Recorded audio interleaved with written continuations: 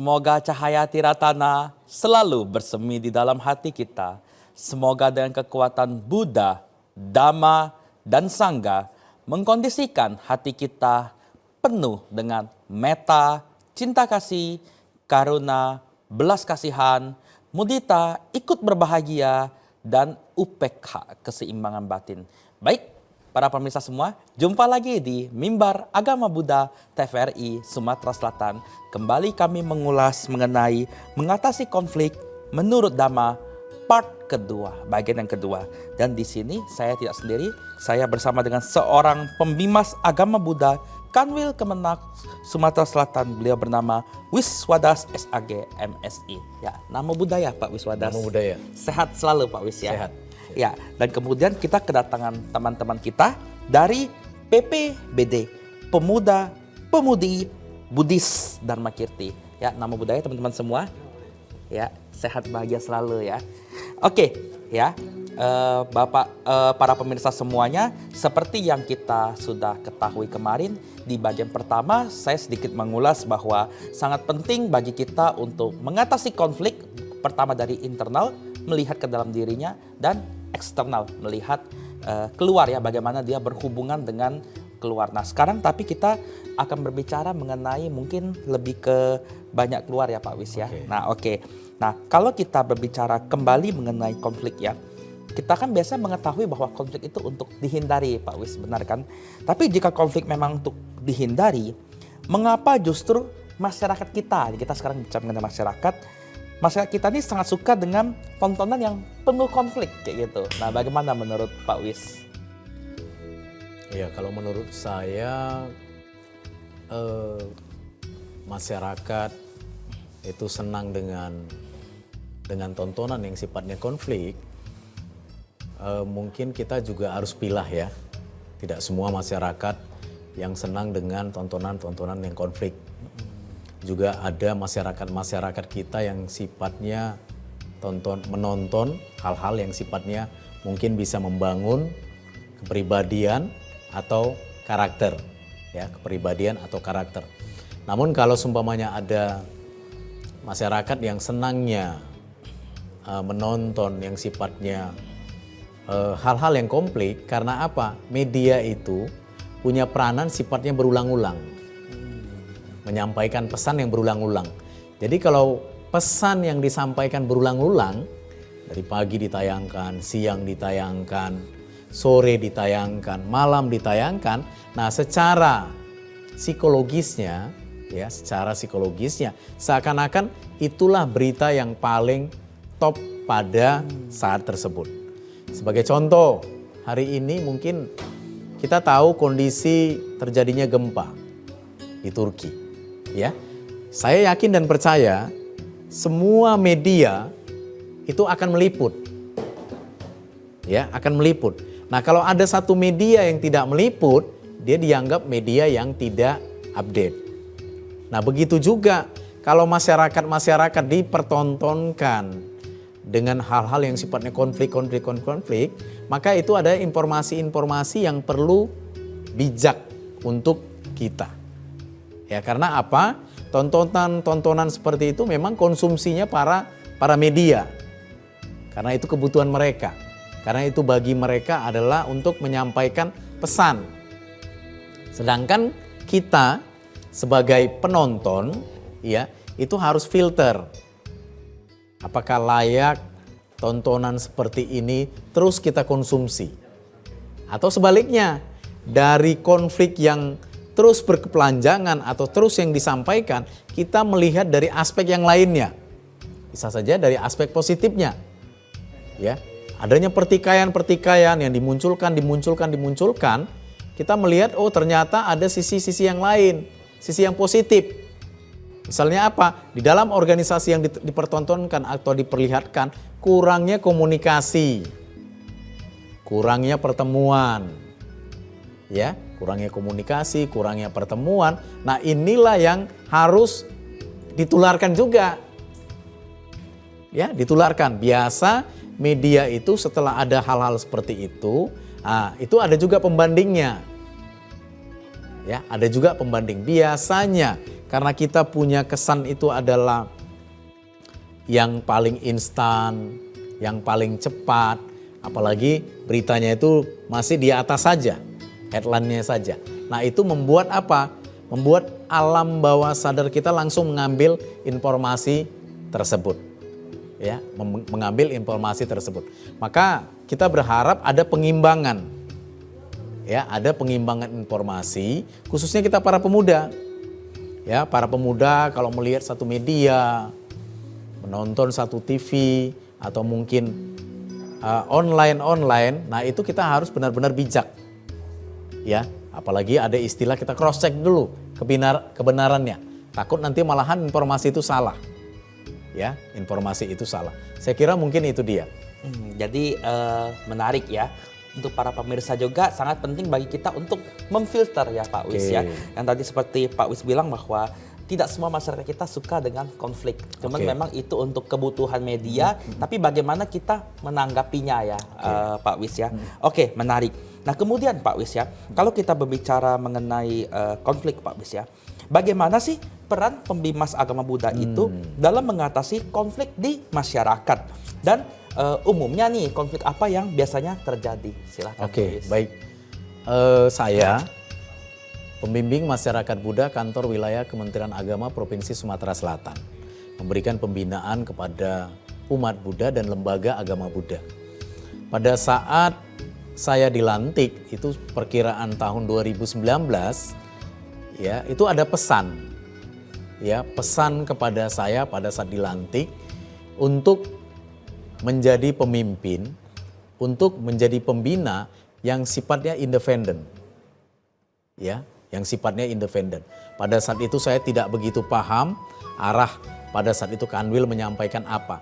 Nah, setelah saya melangkah, mulai berjalan, ternyata memang ada banyak organisasi keagamaan Buddha yang sifatnya punya kepentingan. Ya, yang sifatnya memang senangnya menonjol. Memang punya kepentingan organisasinya, mereka lah yang harus di depan, paling dekat dengan pemerintah, sedangkan yang lainnya tidak. Nah, ini merupakan bagi saya adalah cikal bakal. Cikal bakal kalau saya tidak mampu mengelola seperti ini, ya, kondisi seperti itu, maka akan muncul konflik antar lembaga-lembaga tersebut. Nah, setelah saya merenung dan melihat kondisi-kondisi di lapangan, maka saya memberanikan membuat satu slogan. Ya, membuat satu slogan. Slogan itu bagi saya adalah sebagai patron, sebagai mercusuar, mungkin bagi saya, termasuk bagi lembaga-lembaga. Ya, slogan saya itu sudah saya sosialisasikan. Jadi setiap dari lapisan bawah, menengah, sampai atas itu saya usahakan mereka itu mendengarkan dengan slogan saya. Ya, slogan saya tersebut adalah taat, rukun, dan harmonis. Taat, rukun, dan harmonis. Taat, rukun, dan harmonis. Nah, pesan ini ya, pesan ini adalah sebagai perisai, sebagai apa? Sebagai informasi supaya apa? Para lembaga-lembaga keagamaan yang khususnya di agama Buddha itu berhati-hati dengan yang namanya konflik. Jadi kalau mereka udah ketemu saya, maka mereka akan harus ingat dengan apa? Motonya saya. Taat, rukun, dan harmonis. Maka diharapkan juga semua tokoh-tokoh lembaga, semua pimpinan-pimpinan lembaga bila bertemu dengan saya tidak akan pernah berbicara masalah apa? Kejelekan organisasi-organisasi yang lainnya. Jadi tidak ada, mereka tidak akan pernah bercerita tentang jeleknya satu organisasi A, B, dan C. Jadi saya selalu menekankan, dan yang paling saya juga harus komitmen, ya, setiap ada pertemuan, ya, saya itu harus independen. Kalau menghadiri undangan A, maka yang B juga kita ikut. Sampai semua. Jadi karena saya punya media pimpinan, jadi saya pertontonkan kepada kawan-kawan pimpinan-pimpinan lembaga, ini loh. Jadi visi, misi atau slogan yang saya sampaikan taat, rukun dan harmonis itu bukanlah hanya lipstik. Bukanlah hanya ucapan, tapi perlu ada implementasi. Ya, perlu implementasi. Prakteknya, jadi setiap kita turun ke lapangan, nanti kita berada di A, di B, di C, ini kita sampaikan di grup. Ya, sehingga melihat, oh benar, pembimas ini adalah orang yang independen. Sesuai dengan slogannya. Para pemuda sekalian, saya kurang senang kalau mendengarkan para pemuda, para tokoh-tokoh itu saling menciptakan kekonflikan. Ya, jadi kalau kita mau dengan duduk kita bersama, kita banyak bisa melakukan aktivitas-aktivitas yang luar biasa. Nah, di dalam agama Buddha itu juga banyak organisasi-organisasi. Ada organisasi yang tidak besar, ada organisasi yang besar. Nah, ini kalau tidak kita tata, ya, pemerintah tidak menata, itu bisa terjadi konflik. Ya, pembimas Buddha itu bisa diarahkan dengan satu organisasi yang besar, sedangkan yang kecil merasa apa? Tidak terbina dan terayomi. Ya, makanya kita berusaha dalam aspek pemerintah itu menjadi independen. Ya, menjadi netral, menjadi pemilik umat semua. Jadi semua umat merasa itu milik mereka. Ya, mereka tidak menganggap saya itu milik organisasi yang besar atau milik organisasi yang kecil.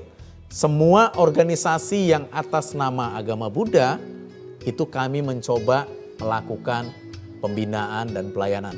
Dan para pemuda sekalian, metode atau cara yang saya lakukan tidaklah semata-mata hanya di kantor. Ya, lebih banyak saya menggunakan metode adalah turun ke lapangan. Karena saya merasakan dengan turun ke lapangan, ya mereka sepertinya plong ya.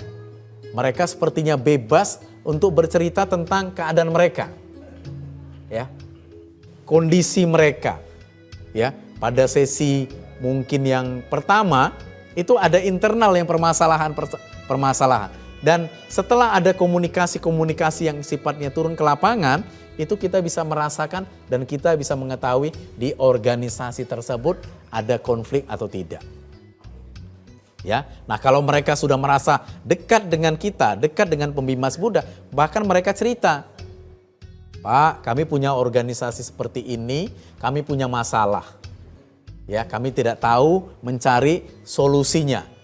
Sebagai contoh, ya, sebagai contoh, dalam organisasi itu punya aset. Ya, di dalam organisasi itu punya aset tanah. Nah, kebanyakan dalam organisasi itu yang tidak tahu, itu organisasi yang awal itu mesti atas nama pribadi. Ya, misalnya Rudi, ya, orang tua yang punya aset. Sudah? Nah, di dalam pembinaan dan pelayanan kami itu kita beritahukan. Itu kita beritahukan kepada organisasi tersebut bahwasanya apa? Di dalam satu organisasi, aset itu harus atas nama organisasi. Memangnya kenapa harus atas nama organisasi? Kenapa tidak atas nama pribadi? Ya, sebagai contoh yang saya katakan tadi, bapak atau ibu, ya, yang namanya tadi Rudi, misalnya punya aset. Nah, tiba-tiba bapak ini meninggal, ya. Sementara organisasi ini sudah besar, sudah. Nah, pada aspek hukumnya,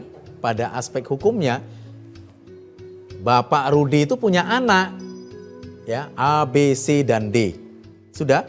Pas kebetulan anaknya ini menganggap aset itu berdampak bisnis, berdampak ekonomi tinggi, itu bisa berdampak konflik. Karena apa? Itu dianggap bapaknya punya. Nah, dalam kesempatan kami memberikan pembinaan, dalam kesempatan kami memberikan pelayanan, itu selalu kami tekankan. Karena apa? Sudah organisasinya besar, ya, tapi asetnya masih atas nama pribadi. Dan ini akan berdampak ketidakbaikan di dalam organisasi tersebut. Oke ya, ini menarik Pak Wis ya. Saya yakin Pemimas Buddha pun masih banyak yang ingin perlu disampaikan ke publik, terutama para pemirsa. Tapi tetap di layar televisi Anda karena kita akan kembali setelah jeda pariwara berikut ini.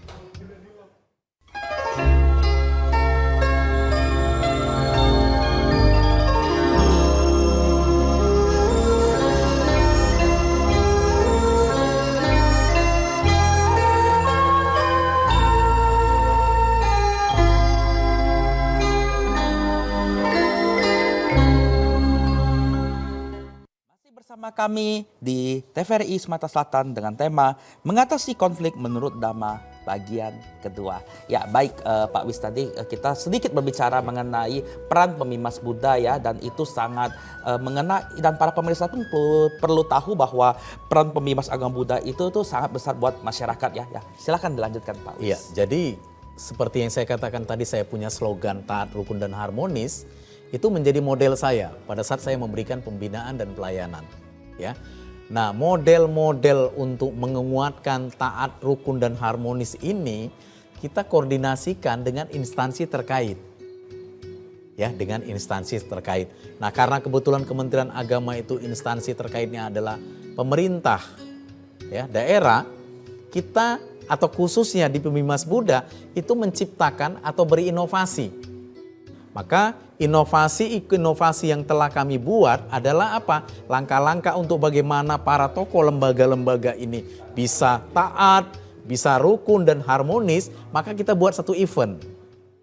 Jadi perkiraan di tahun 2019, Pemimas Buddha itu menyelenggarakan satu event yang namanya deklarasi kerukunan.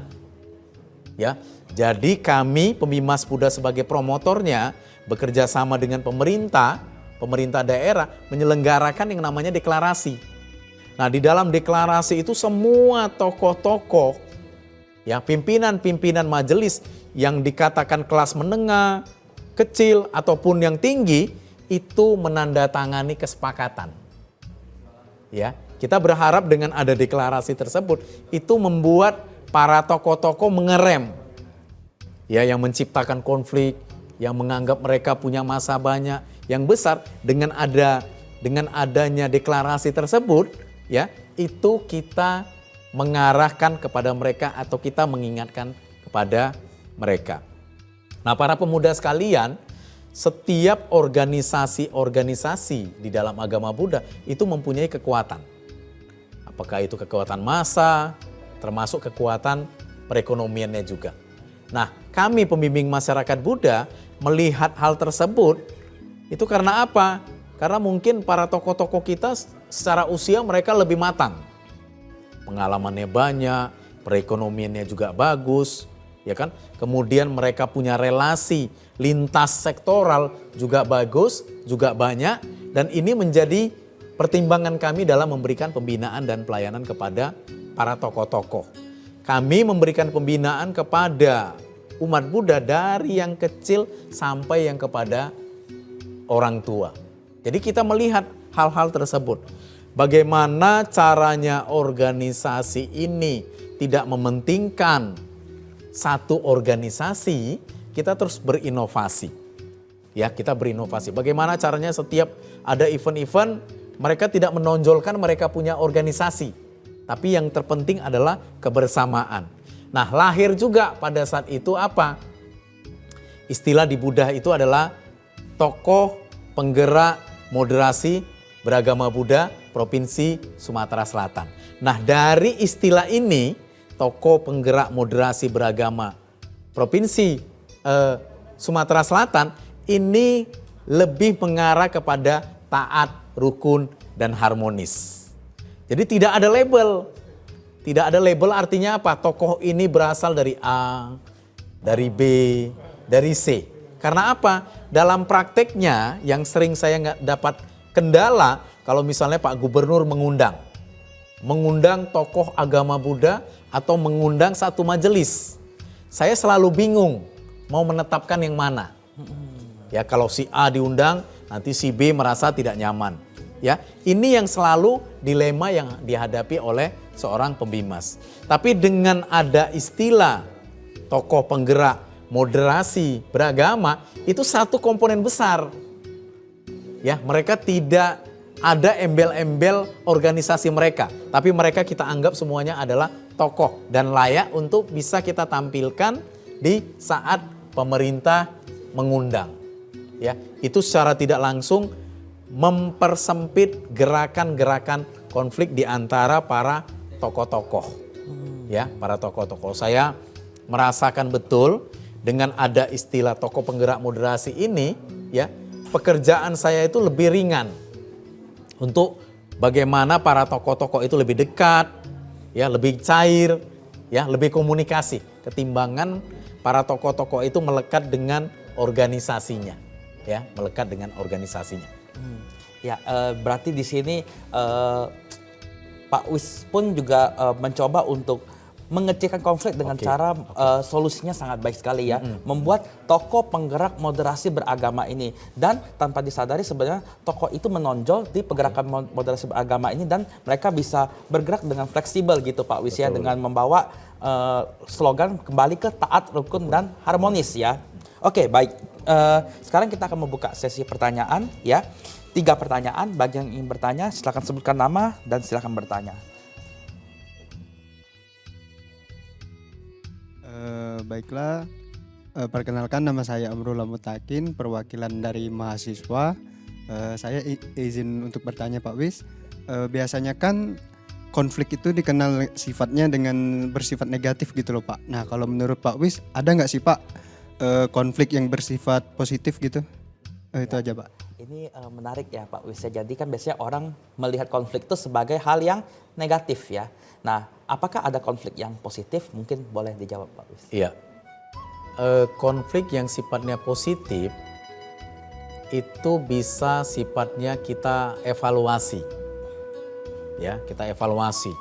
Evaluasi kenapa selalu terjadi pertikaian. Ya, dengan masalah yang sama, dengan orang yang sama. Ya, jadi istilahnya apa? Dari permasalahan-permasalahan yang sifatnya tidak tuntas itu menjadi pembelajaran. Ya. Dari pembelajaran itu, maka seorang pemimpin akan bijak mengambil langkah. Ya, akan bijak mengambil langkah. Jadi penting sekali. Ya, penting sekali sebenarnya di dalam satu organisasi, ya, yang namanya riak, yang namanya konflik itu juga perlu. Ya kan nggak mungkin mulus terus dia. Ya, perlu juga ada orang-orang yang kritis. Perlu juga orang-orang yang beda pendapat. Ya, perlu juga orang punya yang beda pendapat. Tapi yang jelas pada saat beda pendapat tersebut dan itu kontinu terus berulang-ulang, itu menjadi evaluasi, itu menjadi pembelajaran. Supaya apa? Kesalahan yang sama itu tidak dilakukan. Jadi aspeknya apa dia? Positif jadinya. Ya, masalah yang sama. Udahlah, kan masalah yang sama, janganlah sampai meluas. Oke, kita perbaiki sama-sama. Ya, kita evaluasi sama-sama. Akhirnya apa? Dari hasil kesepakatan, dari hasil diskusi yang kontinu terus melahirkan kebijakan-kebijakan untuk perbaikan apa? Organisasi. Jadi jangan sempat pecah jadinya. Ya, jadi kata kunci di situ adalah apa? Hal positif yang bisa diambil untuk menghindari konflik adalah konflik yang berkepanjangan adalah pembelajaran. Hasil dari pembelajaran tersebut maka muncullah kesepakatan.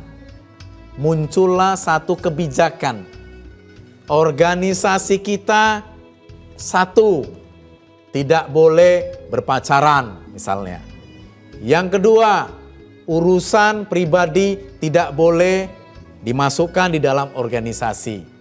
Yang ketiga dan seterusnya dan itu menjadi kesepakatan di dalam satu organisasi. Ya, termasuk dari situ, dari catatan-catatan tersebut juga ada apa?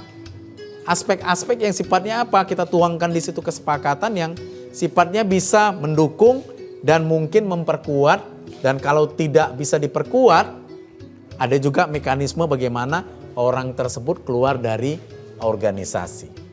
Ya, organisasi. Saya kira itu. Ya, jadi di sini Pak Wis menekankan adalah pembelajarannya, kesepakatannya, dan bagaimana mekanismenya seseorang di dalam organisasi itu. Baik, ya, terima kasih atas pertanyaannya. Ya, baik, pertanyaan berikutnya kami persilahkan, sebutkan nama. Ya. Perkenalkan, nama saya Aldi, perwakilan sebagai mahasiswa. Nah, kita tadi kan udah bahas mengenai konflik, Pak.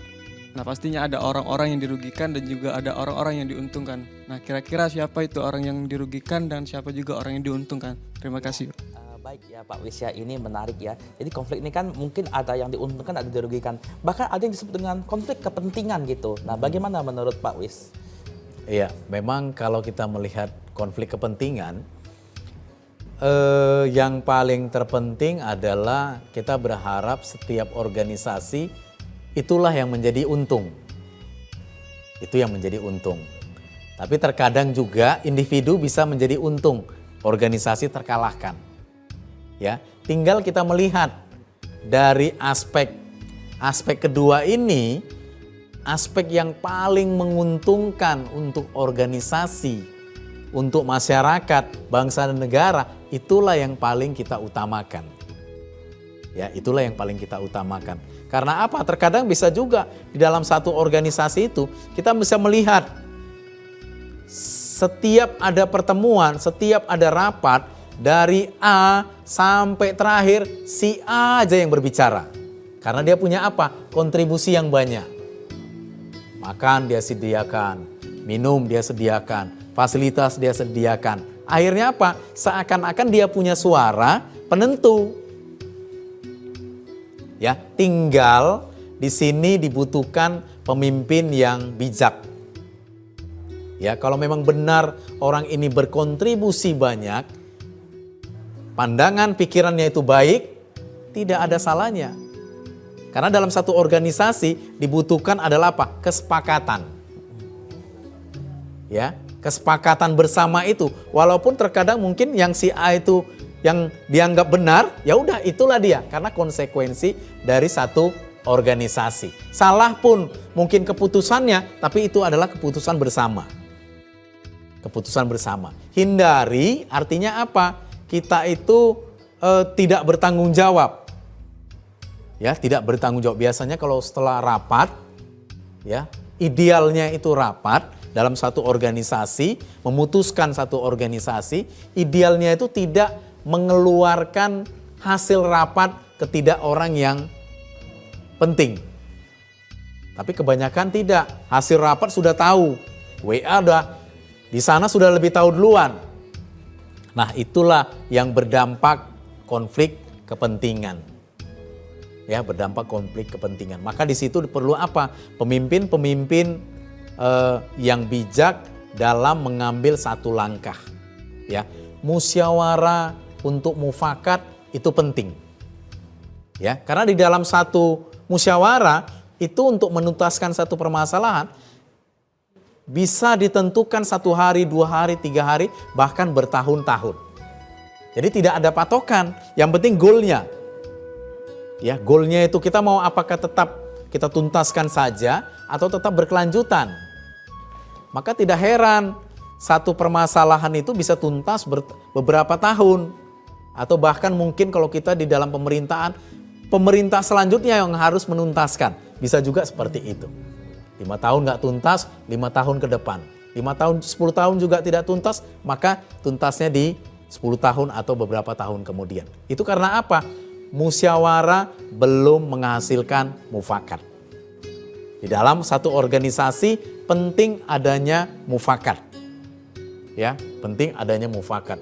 Ya, segala sesuatu hasil rapat dan diputuskan hasil rapat dilaksanakan sesuai dengan apa yang menjadikan harapan oleh organisasi tersebut.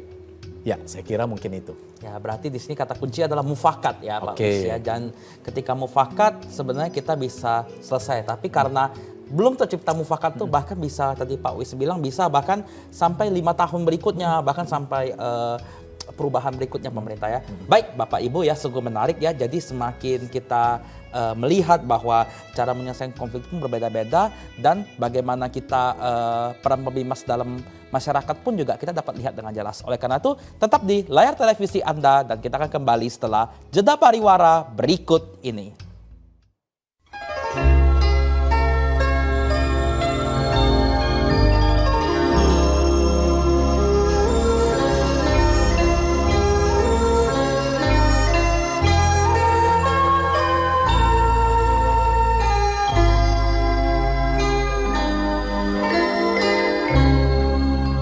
Masih bersama kami di TVRI Sumatera Selatan dengan tema mengatasi konflik menurut Dhamma bagian kedua. Ya, tadi di sini ya kita sudah sangat melihat dengan jelas peran pembimas agama Buddha dalam masyarakat dengan slogan taat, rukun dan harmonis, dan di sini juga kita sudah melihat bagaimana Pak Wis sebagai seorang pembimas agama Buddha mengepres konflik dengan cara menciptakan tokoh penggerak moderasi beragama kembali ke slogan taat, rukun, dan harmonis. Baik, kita kembali membuka dua sesi pertanyaan bagi rekan-rekan yang ada di sini. Kami persilahkan.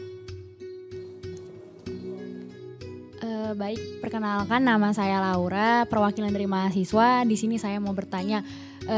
Jadi kita kan sebagai manusia ini tidak luput yang namanya dari masalah. Nah, dari konflik-konflik tadi dalam berteman ataupun berorganisasi.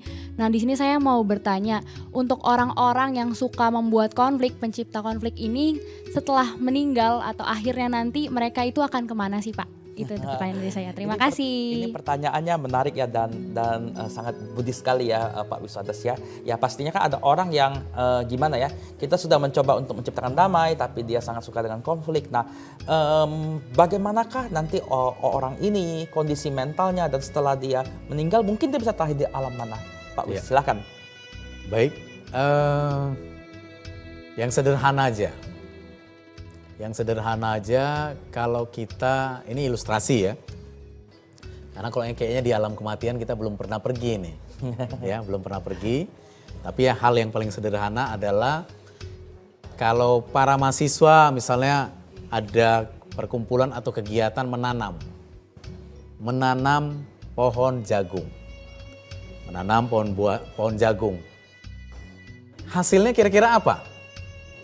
Ya. Jagung ya, hasilnya pasti jagung. Nah begitu juga kalau kita menanam kebaikan, ya, menanam kebaikan, maka hasilnya juga akan baik. Ya, hasilnya juga akan baik. Nah, ilustrasi di bumi dan di langit, orang katakan, saya kira mungkin mirip-mirip.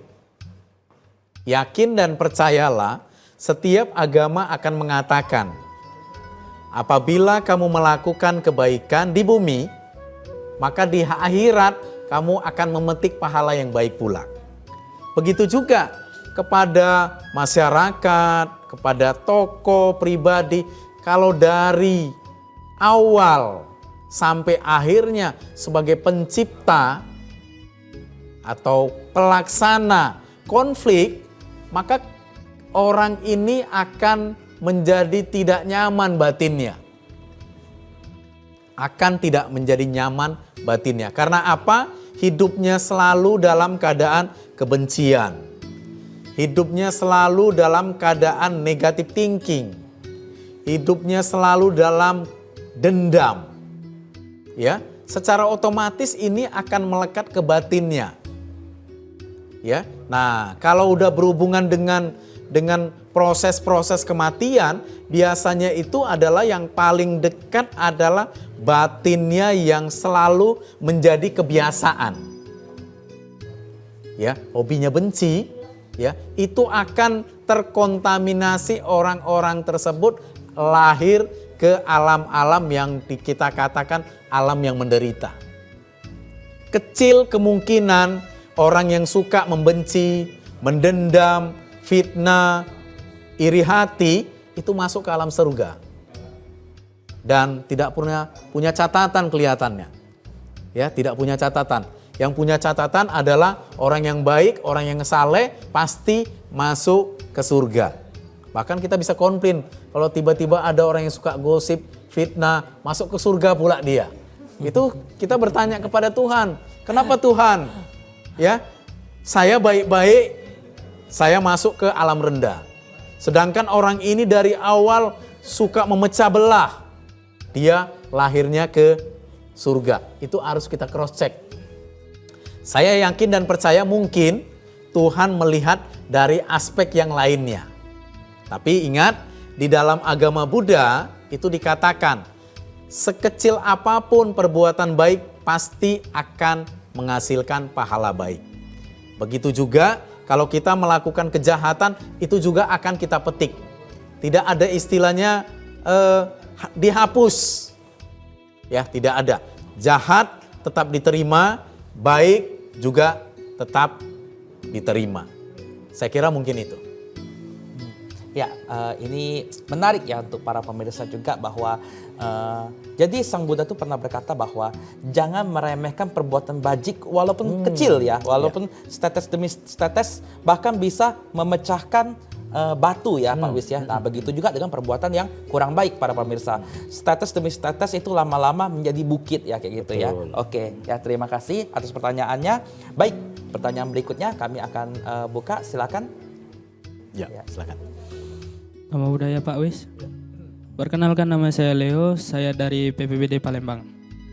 Nah begini, semua agama kan diajarkan untuk menganut sebuah kepercayaan.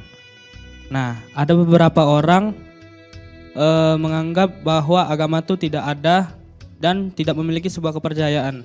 Nah dan bagaimana solusinya itu Pak? Terima kasih. Oh, ini pertanyaan yang menarik ya. Jadi mungkin ada orang yang memiliki barisan sakit hati ya, yang luka. Jadi mereka itu merasa bahwa agama itu mungkin tidak berfungsi dalam hidup dia, sehingga dia berpikir ya it's fine aja untuk melakukan sebuah konflik kan, karena ketidakpercayaannya itu akan agama ya, benar ya. Nah jadi bagaimana tanggapan Pak Wis mengenai hal ini? Ya, mengenai hal ini mungkin perlu adanya cara pandang ya.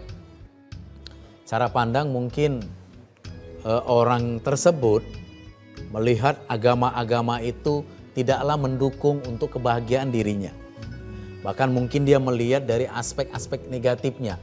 Contoh misalnya aspek-aspek negatif misalnya apa?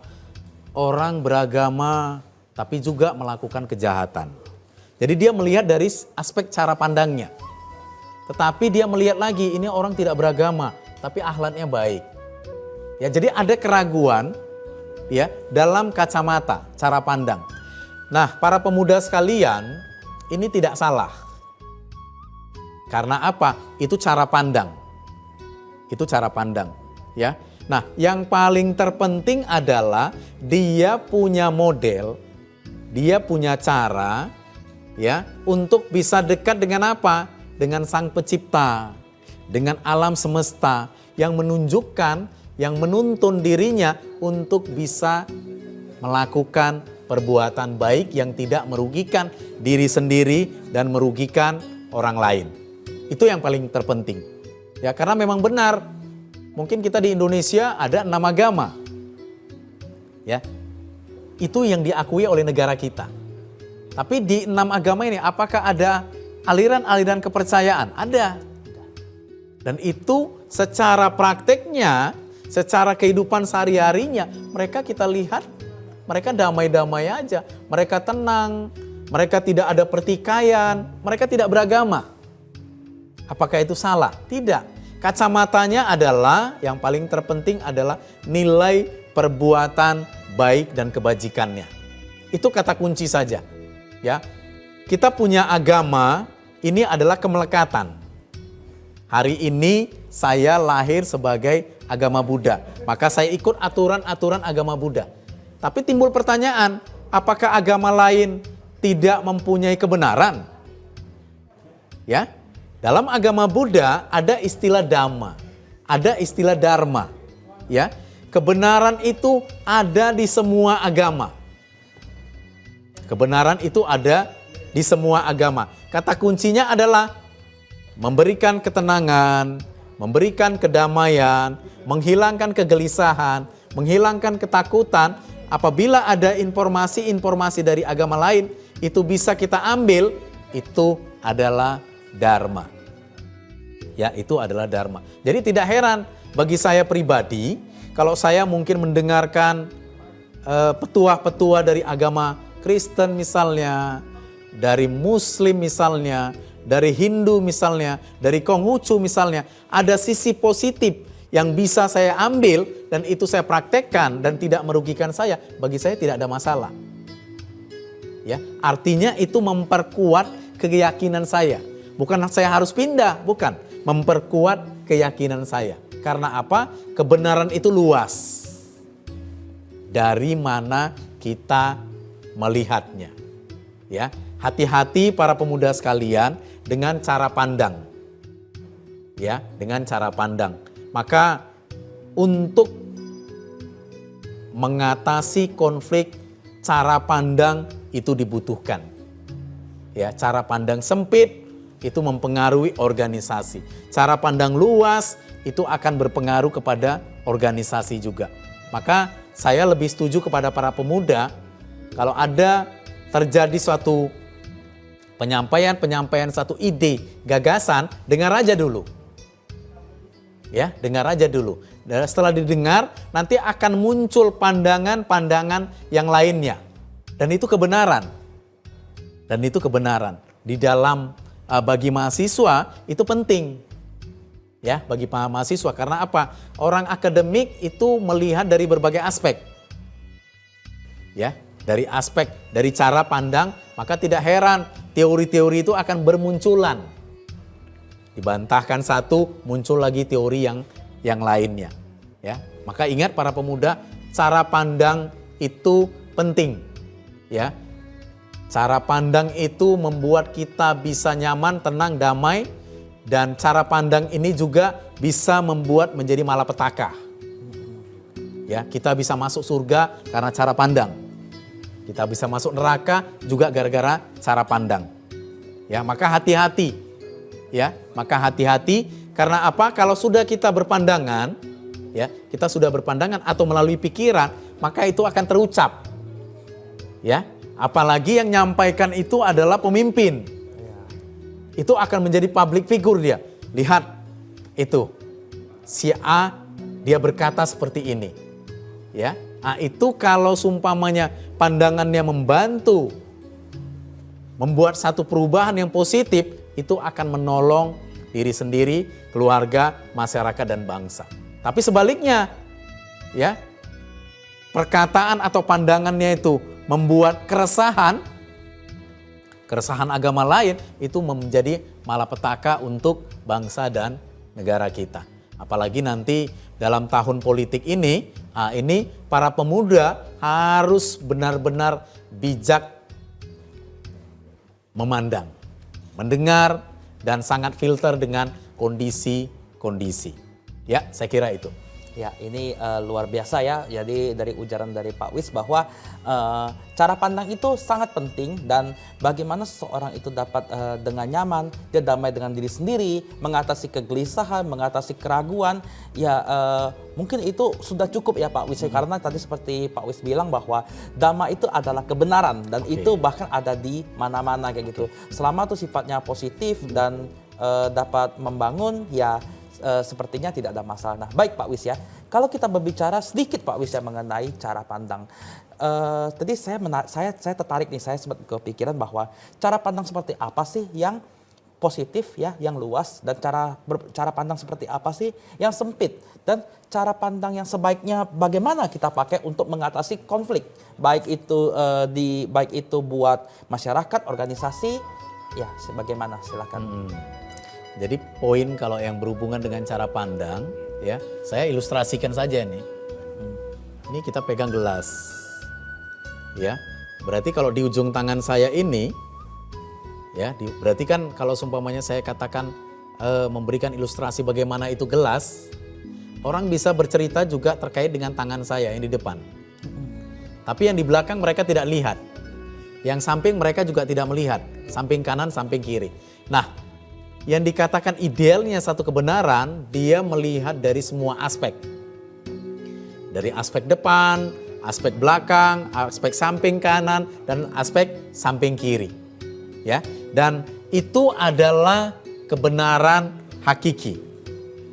Yang jadi kendala, orang melihat kebenaran dari aspek yang terlihat saja. Di depan, gelas tuh hanya dilihat warna depan saja. Maka pernah mungkin para pemuda mendengar tentang ilustrasi orang buta pegang gajah. Mungkin pernah dengar, ya. Pada saat orang buta tersebut pegang gajah dan dipertanyakan, gajah itu bagaimana? Maka orang buta yang pertama, ada beberapa orang buta, pegang belalainya. Maka orang buta pertama mengatakan gajah itu panjang. Kemudian pegang badannya. Gajah itu besar. Pegang buntutnya. Ya, bercerita juga tentang buntutnya sampai keseluruhannya. Sementara kalau orang yang bisa melihat, maka dia akan bercerita dari semua aspek. Ya, dari semua aspek. Dan bayangkan para pemuda sekalian, ya, kalau terus semua orang buta itu berdebat dengan masalah gajah tersebut. Yang belalai, yang kaki, yang buntut, yang badan. Apa yang terjadi kira-kira? Terjadi perpecahan, terjadi pertengkaran, terjadi apa? Terjadi pembunuhan. Ya kan bisa. Mereka menganggap semua itu adalah kebenaran daripada aspeknya. Maka di situ dibutuh apa? Pandangan, wawasan ke depan. Pengetahuan yang luas. Mencoba merasakan di posisi orang lain. Maka itu menjadi orang yang dikatakan bijaksana atau arif. Ya, menjadi bijaksana dengan arif. Ya, ini ilustrasi yang sangat mengena ya, mulai dari gelas ya, dan kemudian mulai dari bagaimana orang buta memegang gajah. Ya, para pemirsa semua ya, pastinya ilustrasi ini sangat mencerahkan kita semua. Oleh karena itu tetap di layar televisi Anda karena kita akan kembali setelah jeda pariwara berikut ini.